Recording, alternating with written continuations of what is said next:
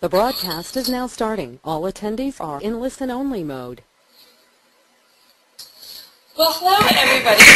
I'm Sasha from Sharps Audiovisual. We're about to get started here with our webinar. This is my first webinar using this software, so I'm really excited about that, and I'm hoping that you're all going to be able to hear me okay. What we'll do is there's a chat feature, and periodically throughout the webinar I'm going to stop and check the chat. The chatting is easier for me to monitor than the questions section, so if you can't hear me or if something's going on, send me a message through the chat and I'll be able to check that out over there. Hopefully everything is going well with your end and you can connect easily, and I'm just going to walk up to the smartboard and get started. So I'm going to come into full screen mode. I'm really excited about Notebook 11 because it has some really wonderful enhancements that I'm really excited about. I'm hoping that you're all going to feel comfortable with some of the new stuff. And as we progress, if we have some additional things, I'm going to be posting some support videos on my YouTube channel and things like that. So we're just going to get started. As I'm in full screen mode, we can't actually see the new adaptive toolbar just now. I'm going to open up the adaptive toolbar in a second, but this is the biggest enhancement as far as I'm concerned. There's two things that I'm really excited about, and this is one of them. So over here on the left-hand side is going to be an actions panel. What I like about that is that we've kind of contained anything that would be a quote-unquote action onto one side of things. Our tools are all contained to one section right here. And now we have the ability to change our properties right on the toolbar, which was really a pain before. We used to have to go to the Properties tab. So I'm going to come out of full screen mode. I'm going to check to make sure nothing's going on in the chatting or that no one has any questions. All is good. You can hear, but a bit tinny. Okay, that just might be the audio quality. I'm going to try and check that. And where is the chat room? Your tools are going to look a little bit different from mine, so you might have to look over at the side and check your control panel. If you need to bring in a question, just bring it in through a question. That's just fine. I'm going to just check my microphone as I got the feedback that it was a bit tinny, so let's just check that. Don't want to turn it down too much, but we're going to keep working and see what we can do. So I'm going to continue, and hopefully you're going to be able to hear me okay, and we'll just roll with the punches. So basically what I'm going to do right now is I'm going to hit clear ink to get rid of what I just inked up, and we're going to take a look at the new adaptive toolbar. So as I mentioned, all our actions are up here at the top. My full screen, for instance, is now contained in a whole bunch of different viewing options here. So here's full screen where I was just a few seconds ago. My full screen toolbar looks the same. I'm going to come out of full screen. Here's some more viewing options, my transparent background, my dual page display. Right here where it says entire page and page width, this was teacher feedback that some of you wanted to see the entire page without the little blue or gray sides. So I'm going to come into full screen mode, and you can see now in full screen that I don't have any gray bits along the sides. So that was teacher feedback. But sometimes we're not going to be able to see everything effectively. So if I hit my triple buttons right there in the middle of my floating tools, I can change from page width to entire page. So if you can't quite see your entire lesson for something you've previously created, this is a place that you're going to want to check with these triple buttons, and you can flip back and forth between entire page and page width. So I'm going to come out of full screen here. The most exciting part for me, as I mentioned, was the contextual panel or the properties. So what I'm going to do is I'm actually going to bring in a blank page so we can really have a look here. I'm going to hit my pen tools. Here I now have another drop-down menu, and anything that would be a pen is going to be able to be selected right from one button. So I'm connected to a smartboard, so I have calligraphic pen options. Used to be we would just have our calligraphic pen available to us in the toolbar when we were connected to the smartboard, but then we have to flip to the Properties tab all the way over here on the left-hand side to change my properties. Now what I have the ability to do is to change my properties right from my toolbar. So let's say I want a nice kind of steel-colored calligraphic pen. I can grab one right there. So really quick and easy to be able to grab a new tool. I'm going to use my clear ink to get rid of that. Just going to do one quick, I see 5 questions, so I'm going to check that. I sound better now. Oh, that's awesome. Fantastic. Okay. One part of the ink that I'm really, really excited about as a former grade 1 teacher that SMART has added is this crayon tool. I can't take credit for this beautiful drawing over here that was adapted from the little tutorial that SMART gave us when we downloaded Notebook 11. But I'm going to grab my pen tools. Using my drop-down menu, I'm going to switch from the calligraphic pen to the crayon. So this really does look like a crayon that your students would use to color with. What's super cool about this is the harder or the more I color, the darker my crayon is going to get. So it can start nice and faded, and I'll just change colors here. But if my students are, say, going to draw on the smartboard, they want to draw maybe a little sun, the more you color, the darker that's going to be. So those of us who were maybe primary teachers, whoopsies, I'm going to come back to my select tool. I'm going to erase that to keep my little sun. Those of us who are primary teachers who maybe in the past used the smartboard as a means to be able to have our students illustrate, the crayon tool is a really, really awesome addition. So I'm very excited about that. The next thing that, again, I'm excited about all of this, but one thing that I'm really excited about is the ability to change any pen, any of our regular pens, to a fading ink option. So I've selected my pen tool. In the contextual toolbar, I'm going to grab my normal pen. These I can now change to be fading ink. In the past, the only ink that faded was our Magic Pen, which is a fantastic feature. The one thing that I found a personal drawback with that one was that the other edition of a Magic Pen was if you drew the circle, you got your spotlight. So if I wanted to write the word sort, and the letter O would turn into the spotlight rather than it being the letter O. So it was kind of a pain. So what we can now do is we can change our normal pens to be fading ink. So how am I going to do that?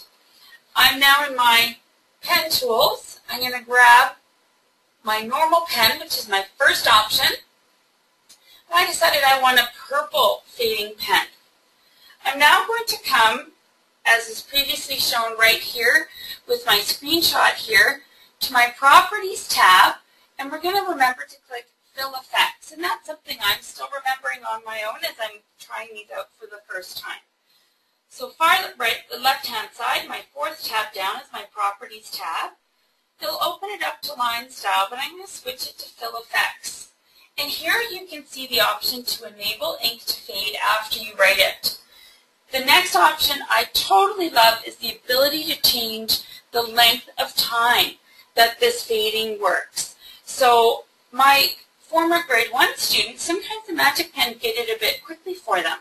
So here I would have the option to change it to a longer fade time if I wanted to. If I wanted my kids to read something really fast and they had the ability to do that, I could change it to something as quick as 4 seconds. And now I can write this really, really quickly, and it's going to fade after 4 seconds. If I wanted to be able to save my fading ink, to always have a fading ink pen in my toolbar, just right over here at the very bottom, I have the option to save those tool properties. And so forevermore, that purple pen would be a fading ink pen until I changed it back. So that's really fantastic that that option is available. I'm going to come back to my page sorter tab, and I'm just going to quickly check to see if we've got any questions left, and everything seems to be all good. Okay, great. Do pop up a hand. There's the raising hand feature as well if something comes up and I need to go over something again for you. Oh, there's my fading ink instead of my eraser. I'm going to come back to my select tool. There we go. And I can delete all this stuff. Whoopsies, did a minimize there with my new swiping actions on the 800 boards. Awesome. This one is really great. The customizing of the Creative Pen. So the Creative Pen, if I come to my pen tools and I use my drop-down menu and I select Creative Pen. One of my first trainers said there are lots of bells and whistles in Smart and you want to be able to use these for an appropriate reason. I personally use, say, something like the happy face, just dotting once, or the star, just dotting once, as a feature to just have a bullet point every now and again. But what this enables me to do is I can now bring in an object that is going to be appropriate to the content I'm teaching my children, and I can customize this Creative Pen. So this is really, really exciting. So what I'm going to do is I'm going to come to a blank page so we can really see everything that I'm doing. And I'm going to select a Creative Pen up at the top of my panel that I'm going to want to change. There are 8 boxes altogether, so we're going to change one that we want to be able to modify. This one I don't use particularly often, so I'm going to modify this one. And just as a side note, this is a new Creative Pen, this guy right here, that was added with Notebook 11. I really dig this one, so that's one that I'm going to keep. And I'm going to select this kind of rainbow snake as the one I'd like to modify. So it's dark blue, so that's the one I know that I'm changing. I'm going to come to my Boards tab down, my Properties tab, and now here you can see in the line style that the original radio button says to use the default pattern. I now have the option to hit the second radio button to say use a customized stamp image. Now I'm going to browse and look for something, an image that I've saved, and I've saved some on my desktop. My teachers in BC probably will be very annoyed at me, but I'm going to choose my little Calgary Flame symbol here. My Alberta teachers are probably going to enjoy this. And I'm going to save the tool properties. And now I have a Calgary Flames Creative Pen. How happy am I about that?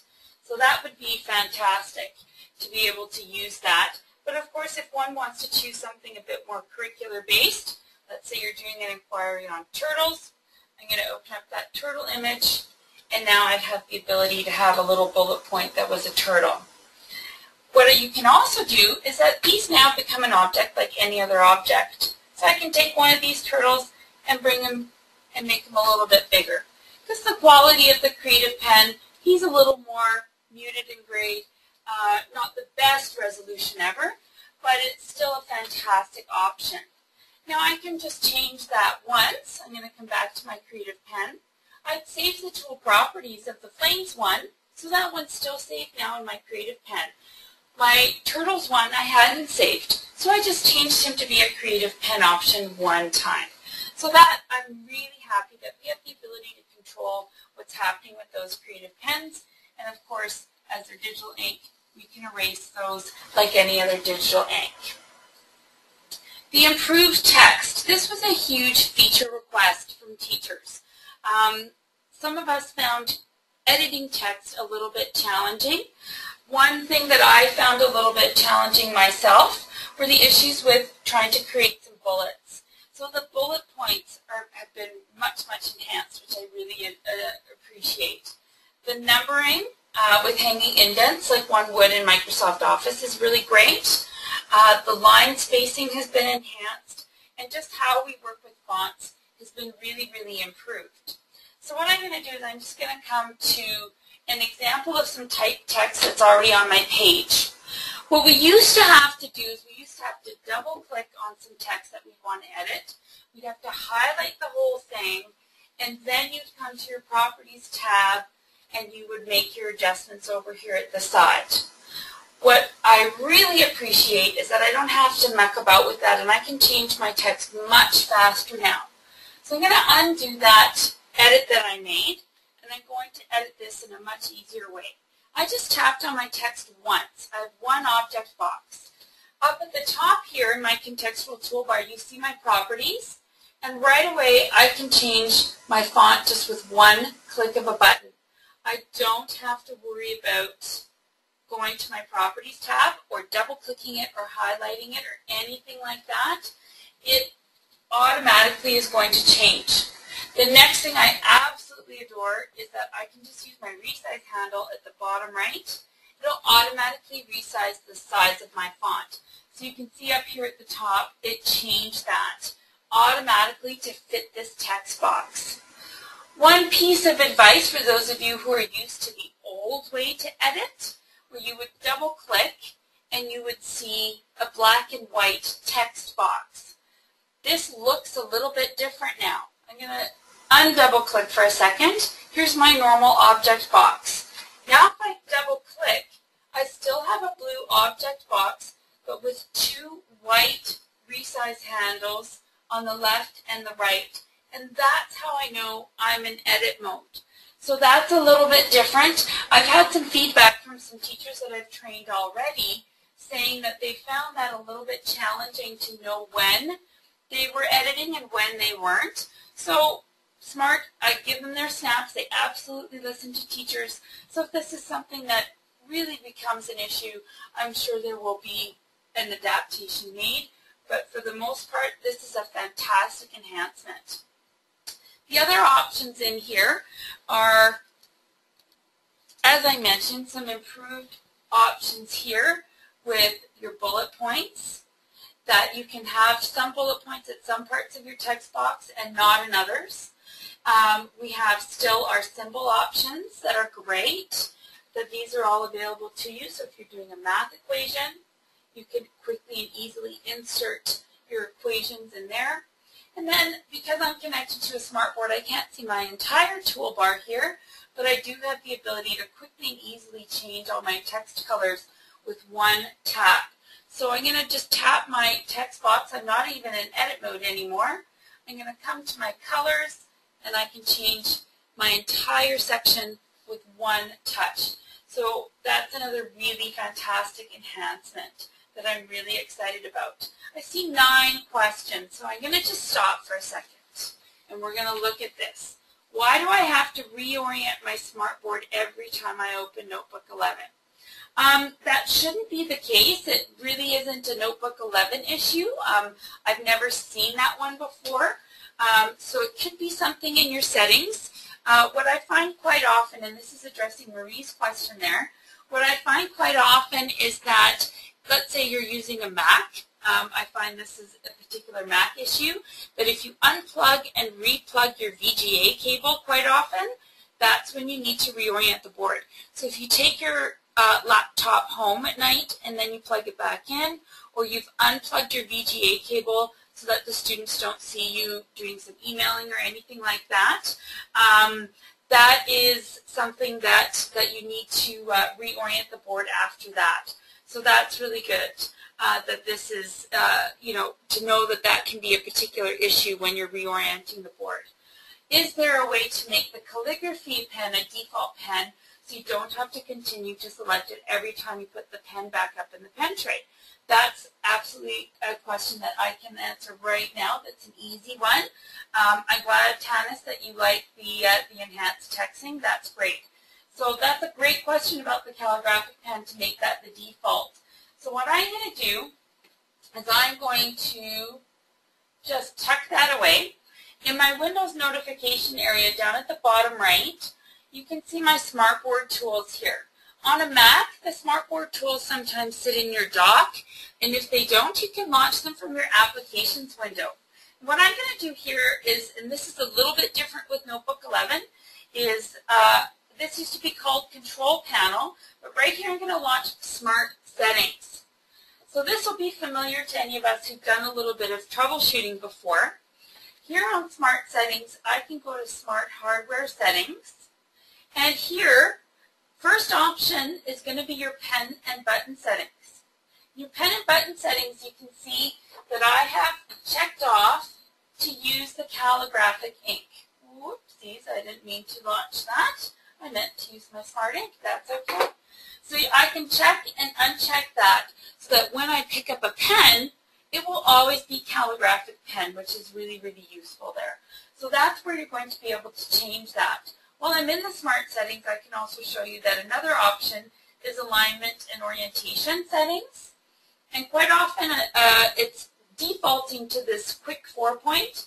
I'm a big fan of the standard 9-point orientation, so this is where you can change that as well. So when we come to our home screen here of the Smart settings, one more time, I went to Smart Hardware settings, and our first drop-down menu is all about pen and button settings. I'm using an 800 series board, so you can see what my buttons look like there. If you have a 600 series board, this will look different for you. And there's my little check mark to say calligraphic ink will be your default when you pick up your pen. So let me see if there's any additional questions there. Doesn't look like it, so that's awesome. We're going to keep going. So that was the Enhanced Text tool. The next piece of the puzzle, that's kind of the last piece about the new part of the toolbar, is improved customization. Back in the day with Notebook 10, we used to have to do a right-click on an empty part of the toolbar to launch a customization window. That still works, or in Mac Talk we do a control-click. That still works. But now what we have, the top of the screen is a little cog that looks like this. And it's similar to the cog that allows us to customize our floating tools as well. So if I grab that customized cog at the top right-hand side, I now have my customized toolbar option here. And what's great about this is they've actually divided this up into actions, which you have to drag and drop onto the right-hand side of your page, and tools, which can be dragged and dropped to the tool section. They've actually divided this up based on what you're going to use when. So you can take off and add things that you're going to do regularly. The greatest part about how they've changed this, in my opinion, is that this is now all alphabetized. Before, this used to be just a mishmash and you couldn't really find the tool. So if you were, say, wanting to add the clear ink feature, which is not a default on the Notebook 11 toolbar, so I highly recommend you add it. To add this blue tornado of the clear ink, I know it's going to be under the letter C for clear ink, which is great, especially when I'm in the middle of a training session. I'm able to point this out very quickly and easily to my teachers, and so you can find it just as easily as well because it'll be in the same order as mine. So improving the customization, just one click of a button, huge enhancement. Super excited about that. So I'm going to do another question check.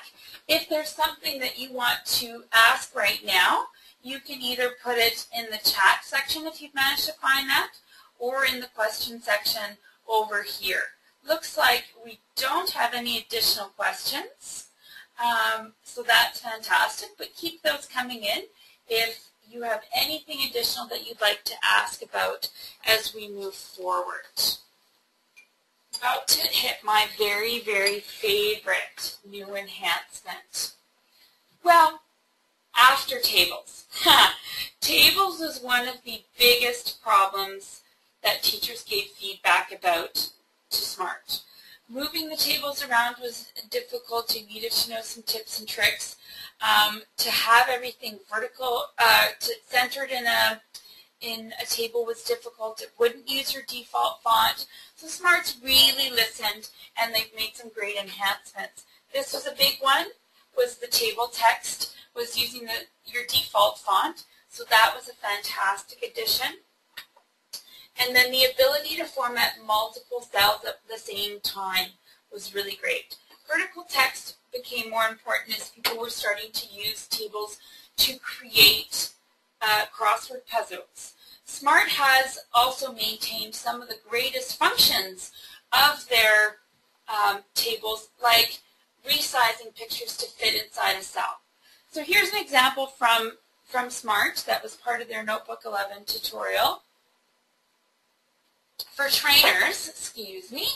And let's say I wanted to drag and drop this picture of India in here. You can see it still has the ability to snap to it and resize, which I really appreciate. I'm going to take that picture out in a second because my activity, I need to be able to sort not only these names and these photos, and I don't have enough columns over here.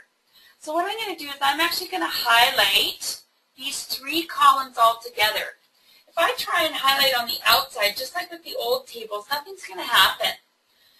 To move a table around, for those of you who haven't figured out this trick yet, you have to do a marquee selector on the outside of the entire table, and at the top left is a little white square to move this object. So that's always been the case, but it was kind of a really good kept secret that not everybody knew that's how you moved a table around.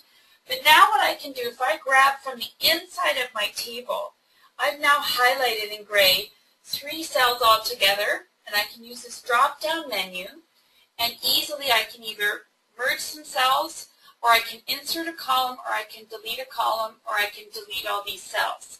I'm going to insert an extra column because I don't have enough columns. And now this has been added to make sure I have enough room for all of my activities.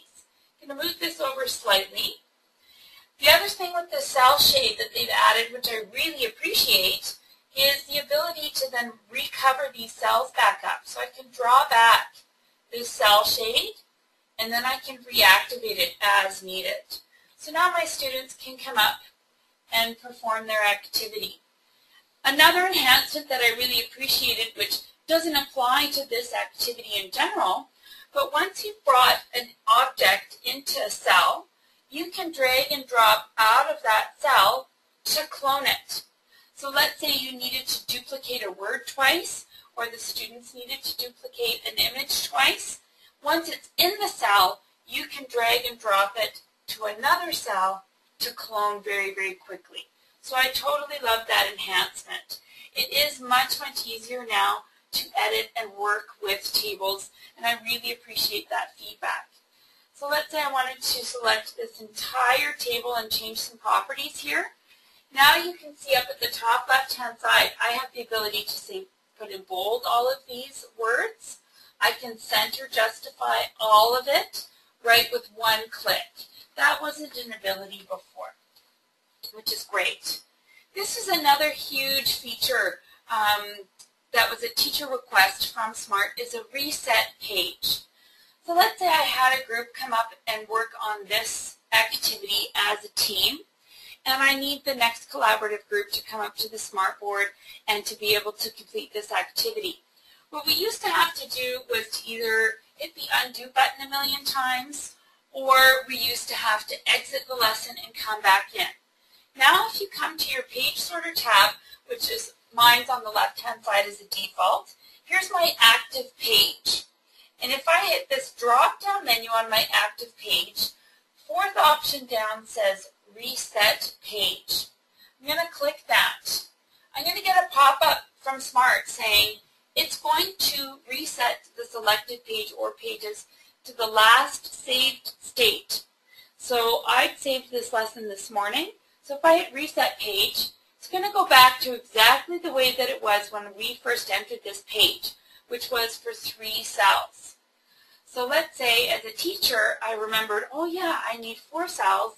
I can now hit this drop-down menu. I can insert a column. If I hit Save again, it's going to save this in its save state, and so no matter how many collaborative groups come up, I can just hit Reset Page, and it's going to remember that this is how it looked in its saved state.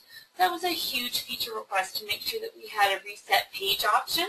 So again, you're just going to find that on your active page, use the drop-down menu, and you can hit Reset Page. As I mentioned, Notebook 10.8 added this little icon of the clear ink, but sometimes we don't have that clear ink feature on our toolbar.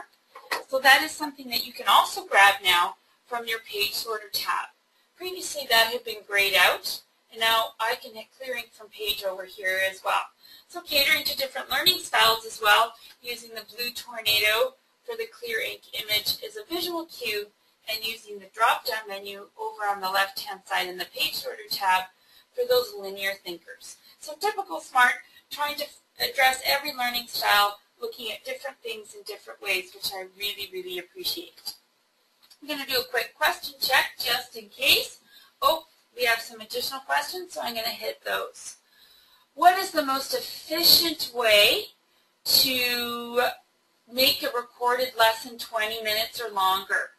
So YouTube does not handle long videos. So yes, absolutely right. Depending on the type of YouTube subscription you have, it might not let you record long lessons. So just as a sidebar to what I'm working on, what I use to record my two YouTube videos with, I'm going to come to my Smartboard tools. My second option down is the Smart Recorder. And you can make this as long as you want. And I use the Smart Recorder for everything, and I record an entire lesson, including audio. Can you get a copy of this notebook presentation file? Absolutely. I'm going to show you the enhanced Sharps Audiovisual Education side of the website, and I will post this lesson here for you. So if you need to pass on information to your friends, we can absolutely do that. Seems like I didn't enable the chat feature. That was probably my fault. So we're doing a great job here with putting our questions in the questions section.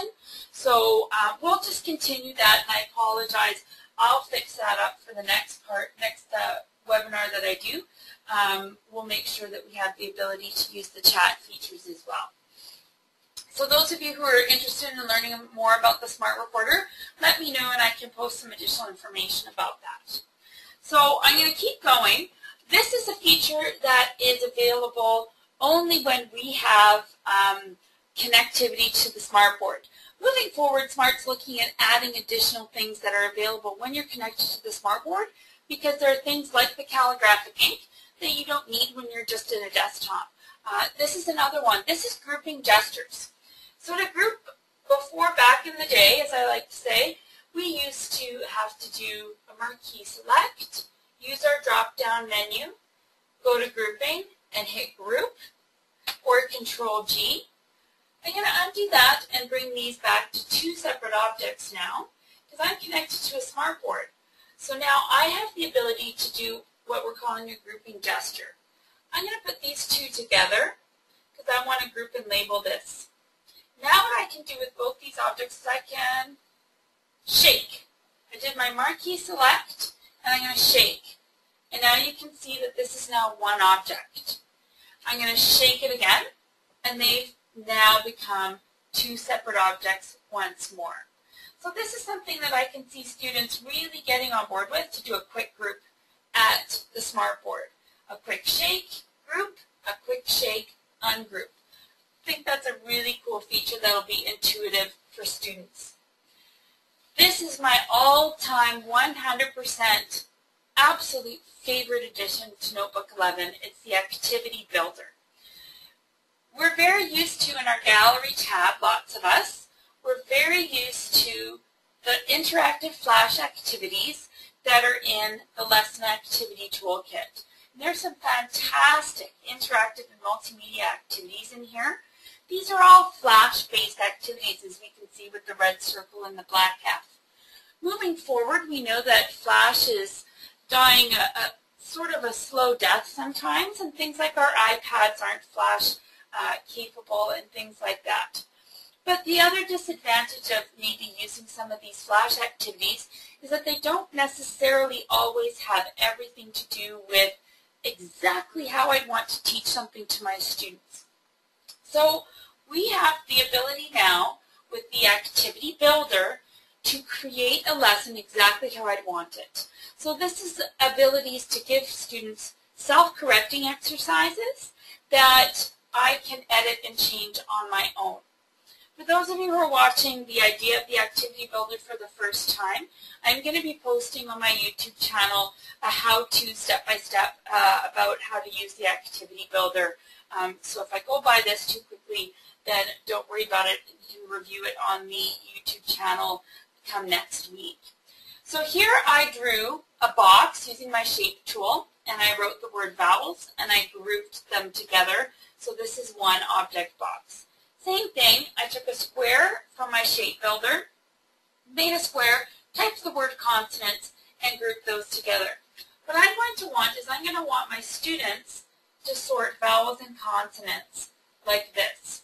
We've always had the ability to do this, But now what we're going to be able to do is we're going to be able to give them a self-correcting exercise so that the students can work collaboratively at the Smartboard, and you don't need to be present. You can be working with other groups, and they can get instant feedback, which is a great feature of so many aspects of SMART.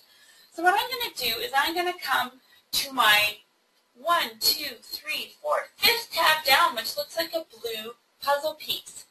This is technically called the Add-ons tab. And here I can see this new symbol of the Activity Builder. I'm hoping that there will be some additional new types of add-ons as we move forward with Notebook 11 and different releases. So this will be really exciting. So I'm going to click the Activity Builder.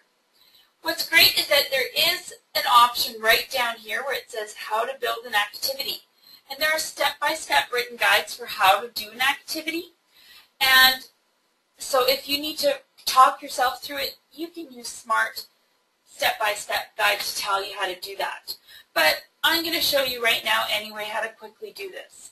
Right here it says current page. I have 0 activity objects on my page. Not a problem. We're going to make a new one. I'm going to highlight this vowels box. On the left-hand side, my Activity Builder interface changed. We've selected an object, and we're going to say, yes, I want to make this an activity object. So I'm going to hit this Edit button. I now get another interface here, and I have options to, right here it says, accept these objects. So I'm going to drag and drop from my active page on the right-hand side the objects that are going to be vowels. And here I can see that I'm in Activity Builder Edit mode. I've got a little note here on my active page telling me I'm in edit mode. So I'm going to accept A as a vowel. I'm going to accept E as a vowel. And you can see they've dropped into my Activity Builder tab, but they're still back in their original position on the active page with a little check mark. I is a vowel. O is a vowel. And U is a vowel. I had a teacher in a session yesterday ask me, what about sometimes Y? And that's one case where this isn't going to work, but that's okay. You could use a Venn diagram instead if you wanted to. Today I'm going to leave Y out of the equation. Right here it says reject these objects. What I love is I can just go add all remaining. And everything else, including the other activity boxes, get popped into here, and you can see B will be rejected, C will be rejected, D will be rejected, etc. If I come to, this is my Objects tab in the Activity Builder, I have another tab here called Settings. And I can choose the type of animation that I can have. The default is when an object is accepted, the default is that they fade out. So they'll just kind of suck into the back of the square, and the students will no longer see the option of that vowel. I can have the correct answer fly out. I can have all of the correct answers snap to the center, or if I hit no animation, it'll stick in the box exactly where the students put it. I'm going to leave it as the default of a fade out so you can really see what it'll look like. When it's rejected, the animation is to either bounce back or to have none. If you have sound attached to your object, you can also have the option to play the object sound. So if you say had for your early learners the letter A or the sound A attached, you can have the object sound playing. I don't have sound attached to mine, so I'm just going to leave it be. I'm going to hit the Done option here for settings. And so now this activity object has been edited and is ready to go. I'm going to do the exact same process, now sorting my consonants into the right section. So I've highlighted my consonants object box. I'm going to hit the Edit button. And now it's the same idea. I'm going to accept all of my consonants, and I'm going to reject all the vowels. There are less vowels than there are consonants, so I'm actually going to reject A. I'm going to reject E. I'm going to reject I, O, and U. And I'm going to reject the vowel box as well, just in case someone tries to do that. And then up at the top, I'm going to accept, and I'm going to just hit add all the remaining. So now all of my consonants have a little check mark next to them, and the kids are going to get the right answers. My settings, I'm going to keep them as the default. If the animation is going to fade out, and they're going to bounce back if they're incorrect. And now I'm going to hit done. Now I'm going to come out of the Activity Builder tab and come back to the Page Sorter tab. And if I were teaching with my students, I would be in full screen like this. So now my students can come up and do this activity. They're going to sort a vowel is going to go there, and you can see that it just faded out. If a child thought B was a vowel, it bounced back. So B must be a consonant, and it's going to fade in because it was correct. Let's say they thought G was a vowel. Oh, didn't work, bounced right out. So this is a self-correcting exercise that you now have the ability to create however you'd like it to be. So I love the flexibility that the Activity Builder allows. And again, if I were doing this as a collaborative center and I wanted another group to come up and use the same activity, I have the ability to reset this activity.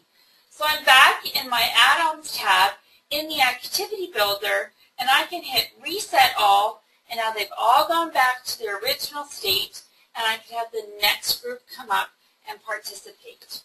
See, I've got a question here, so let's see what's going on. Can you use more than 2 objects in the Activity Builder? Excellent question, and you absolutely can. What I'm going to show you next actually is one that's already set up for 3 sections. You can do as many as you'd like on a page, and there are some examples in your gallery when you download Notebook 11. So previously in the gallery we were used to Gallery Essentials, and we were used to Lesson Activity Toolkit, but now we have the Lesson Activity Examples. And one of them is this one right here. So this is a pre-created exercise, and if I come to my Add-ons tab over here and I come to the Activity Builder, I can see that Smart's already done this. There's 3 activity objects on a page. If I hit Identify, I can see those 3 sections of this Venn diagram. I had some teachers yesterday take the idea of this Venn diagram but change the question entirely. So they got rid of all of these and they turned this into a different activity with the Venn diagram. So these can be edited. So I love that option. But right now what I'm going to do is I'm going to test this to see if it works. And that one is both a multiple of 5 and an even number, so that was accepted into the middle of my Venn diagram. This one is an even number, so that one has been accepted. This one is a multiple of 5 and an even number, so that's been accepted. So I'm going to show you some other examples in the Gallery tab. And if I scroll up, I'm just going to bring in a blank page. And I'm going to uncollapse my gallery here. And here I can see Lesson Activity Examples. I have 3 folders in there. The first one is the Activity Builder. There are 6 pictures. So they've given you some Activity Builder objects like boxes or a bag to sort things into, or even a top hat. But then there's also, if I uncollapse the pictures, there's 19 notebook files and pages that have some default pre-created interactive activities using the new Activity Builder. So I can just drag and drop this one in. It'll bring me a blank page. And we are familiar with the Vortex maybe in the Lesson Activity Toolkit. This one's very similar, just using the Activity Builder, but it's not Flash-based. So if you're using anything that would not maybe be very kind to Flash, this would have the ability to be able to be viewed in a non-Flash environment. So those are, whoopsies, I'm going to stay in my Gallery tab. Those are automatically downloaded when you download Notebook 11. So that's really, really exciting. And I think I had a question check here, and I do see a hand raised. So Helen's hand might be raised. Helen's hand is raised. So I'm not quite sure what your answer might be, Helen, or your question. So if you can send me a question through the question menu, that would be fantastic. And you can just let me know what your question might be, and I can help you out with that. Any other questions at all? Okay, I'm going to keep going. Just in the interest of time, we have about 10 minutes left. And I just want to make sure that we can see everything. We were just in the gallery previously. We're in the old school gallery, as I call it. Now we have the ability to download and install the new school gallery. So Notebook Gallery 2.0. It's in a beta version. So if you come to your old gallery tab, I'm going to uncollapse the lesson activity examples. And in your old gallery, you'll see the ability to download and install the new gallery.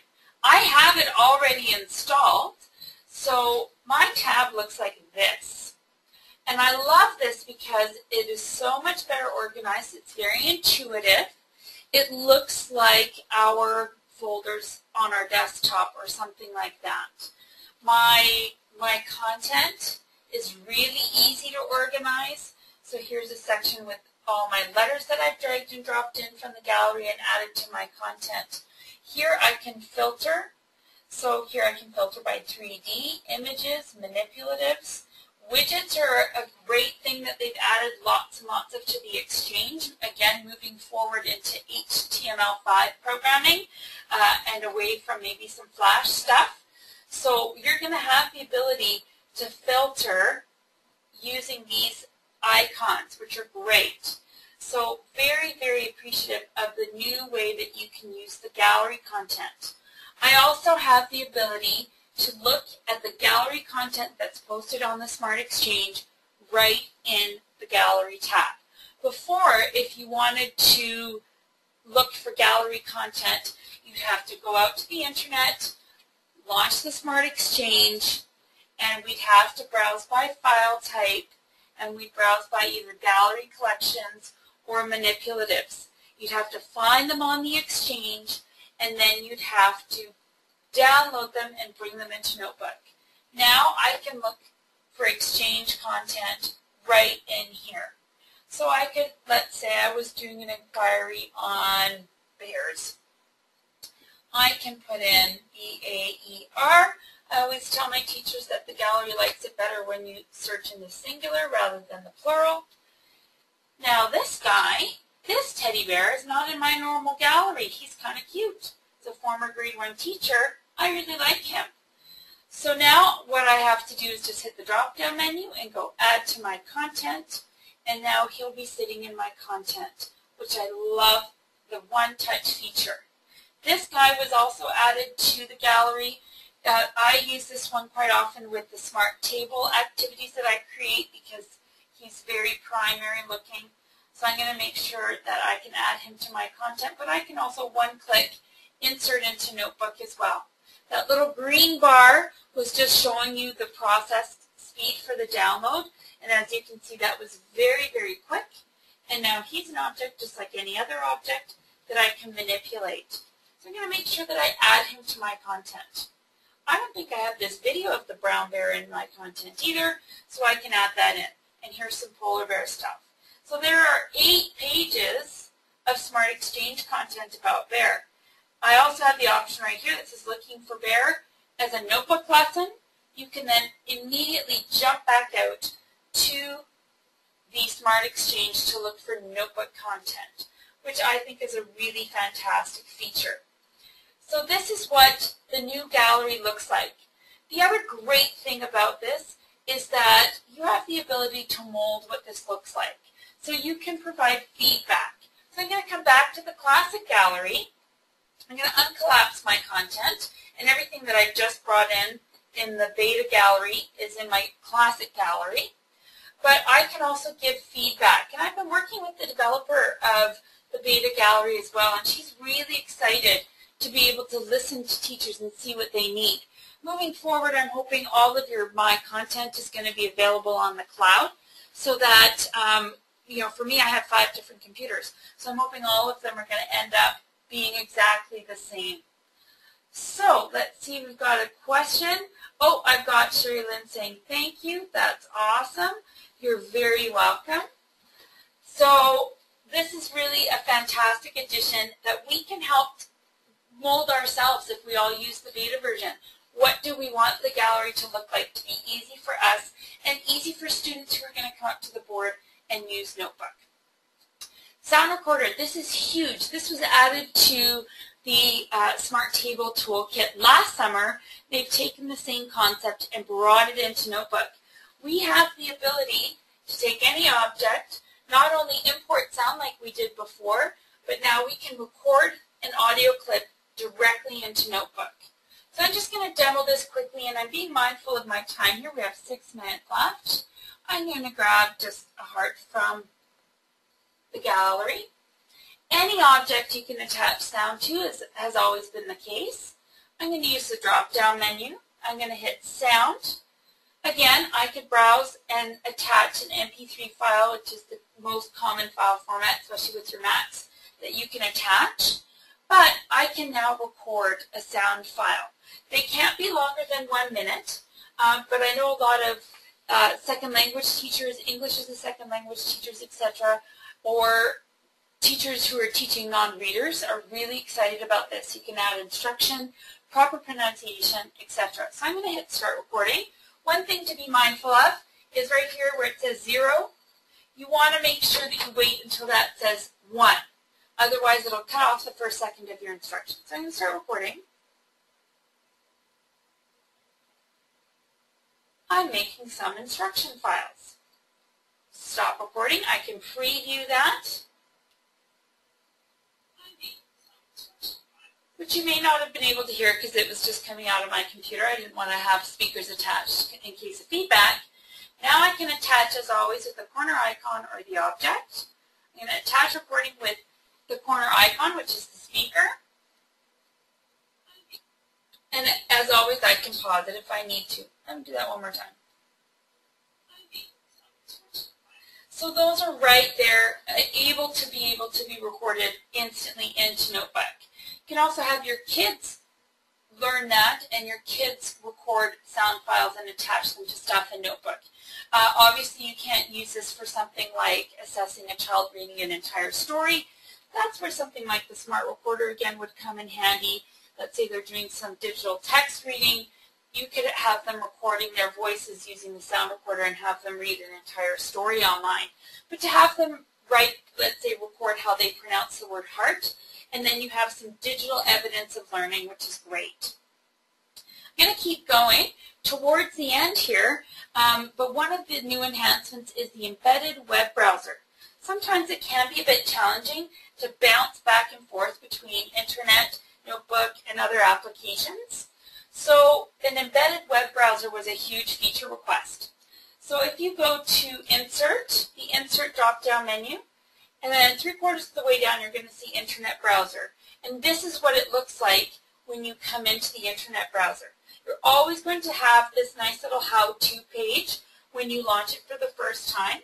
Now what I'm going to do, I'm going to pretend that I want to be able to launch this part of the Smart Exchange during a training session, for instance. So I'm going to take this, I'm going to copy that entire URL. I'm going to come back to Notebook, and right in here at the bottom, I'm going to get rid of that online help function, and I'm going to paste that gallery URL in. And here it's going to go exactly to this Smart Exchange search option. And I'm going to pin the page with the little paper clip so that whenever I enter this page, sorry, not paper clip, thumbtack, whenever I enter this page as part of my Notebook lesson, this is embedded right into my file. That's huge.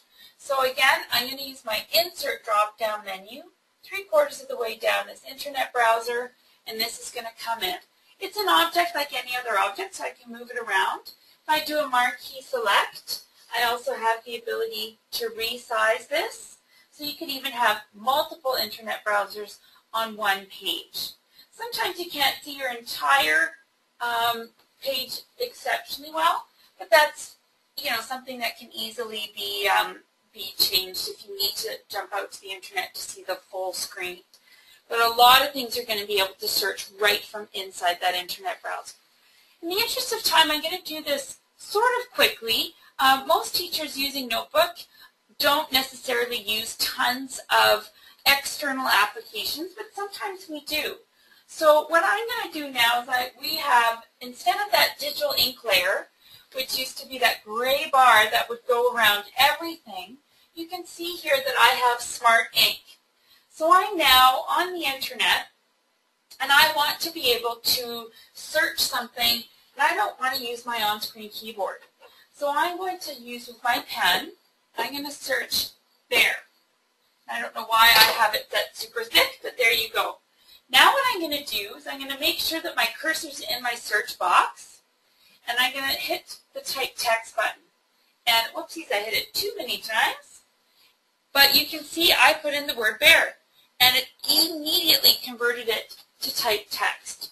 This is great if you're up at the board and you want to do a Google search. Let's say I want to do a Google search on bears. I've written the word bear. I'm going to put my cursor in my text box.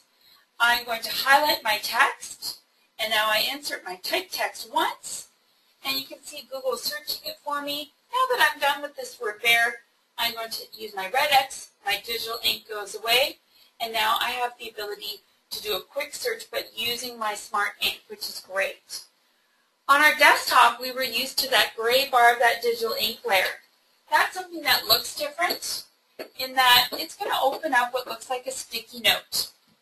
And the more you write, the more this sticky note is going to adapt and change. Then within your Smart Ink drop-down menu, you can hit your capture button, and just like before, it's going to go straight into Notebook. And I'm going to close my ink note. But this time I don't get the entire desktop. I get just that little sticky note, which I really appreciate. I'm going to do one last question check, and I don't think there are any. But one thing I will show you all is we've done some enhancements to the Sharps Education part of the website. So here's my embedded browser. And over at the side, lots of you are familiar with the blog that my predecessor Vanessa started. That's really fantastic, and I'm so thankful for all the great things that she's posted there. But everything along the side here has changed or has been updated. One of them is, like what we're doing today, events and webinars. So you're going to be able to see here, here's information. There was today's webinar. And if you scroll down, here's information about my next webinar, which I'm going to show you next. And then right down here, after I've archived and saved this webinar that I'm recording, you can then come back and check this. So there's lots of great options to be able to get some additional support from Sharps Audiovisual on our new part of the website. I also have here a tab that I've started with support for educators. Right here, I've put in some quick start guides for smartboards, some troubleshooting guides for smartboards, and then there's going to be links to Sharps' YouTube channel as well as to my YouTube channel, which are going to have lots of support videos that are going to be added to throughout every school year. And basically, as teachers need and want to take a look at some content, I get email, Sasha, I don't know how to use the Bridget app. Then I make a video and we go from there. So if you have something you'd like to know how to do, send me an email and I can make you a video that can then go out onto the YouTube channel. So the next webinar, just try to pick a random day that might work for an after-school time. It's going to be iPads in the Smart Classroom. And that's going to be on Wednesday, September 26th. And I tried to make it after school, so 3:30 Pacific time to 6:30 Eastern time. And so on the website, you're going to be able to come to the events and webinars and look at iPads in the Smart Classroom. So what we're going to look at, if we go to the GoToWebinar, just like you did for this one, and you click register.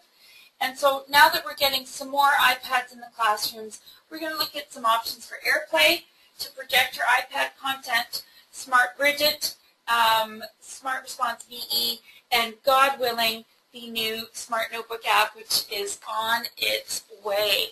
So I'm very excited about that. So what I'm going to do now is I see a last set of questions. I do have my contact information is right here.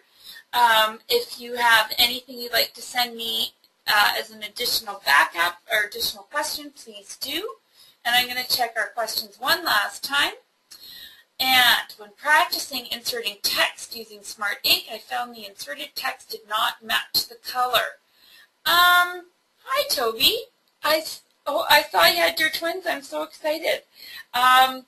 Fantastic webinar from Glasgow. Oh, I used to teach in Glasgow. I love it there. That's so awesome. That's interesting. Usually I find the inserted text should match the color with the Smart Ink, just to answering that question. But with something, say, like when I did my search here in Google, I'm going to do a different search again. I'm going to pick up my pen and I'm going to use green this time, and I'm going to search polar bear. Now, in Google, it's not going to put in green text because it's designed to be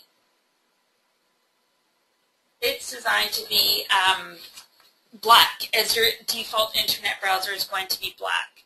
So the question about the ink, if you want to send me an email with some additional details about that, let me know. And you were working in Microsoft Office, and that should be matching the Smart Ink. So Peter, why don't you and I take our conversation offline, and you can send me some additional information. The one thing that I will point out about the Smart Ink is that it's also designed to work with the embedded ink that's already part of Microsoft Office. And your features are going to be fully enhanced when you're connected to a smart board. So you can see here at the top, the default is to use the Microsoft ink. So you can change this to all be Microsoft Pens tab, or from up here at this drop-down menu, because I'm connected to a smart board, I can turn on Smart Ink. So now if I come into my Word document, and I'm going to pick up a red pen, that should be fine. And I'm going to hit my type text, but my default font in my default color wasn't red. My default color is automatically black. So you have to change that in Notebook. You're right, it will not match your ink unless you change your ink color up at the top here. So that's a good point. One last thing, if anybody's still online with me for a few seconds, is one thing I wanted to point out, which is the Smart Ink Document Viewer for Windows, which enables you to edit a PDF document and save the ink, and the ink travels with your document. So what you can do is you can go open with, so I right-clicked, let me model that again. So here's my PDF. I'm going to right-click and go open with Smart Ink Document Viewer. And so here is an assessment Blackline Master for Grade 1 Social Studies. And what I can do now is I can go yes, I can go great job. Oopsies. Terrible printing. That's okay. But now if I start to scroll, this ink is traveling with my document. And then I can go, yep, awesome job, or not quite yet.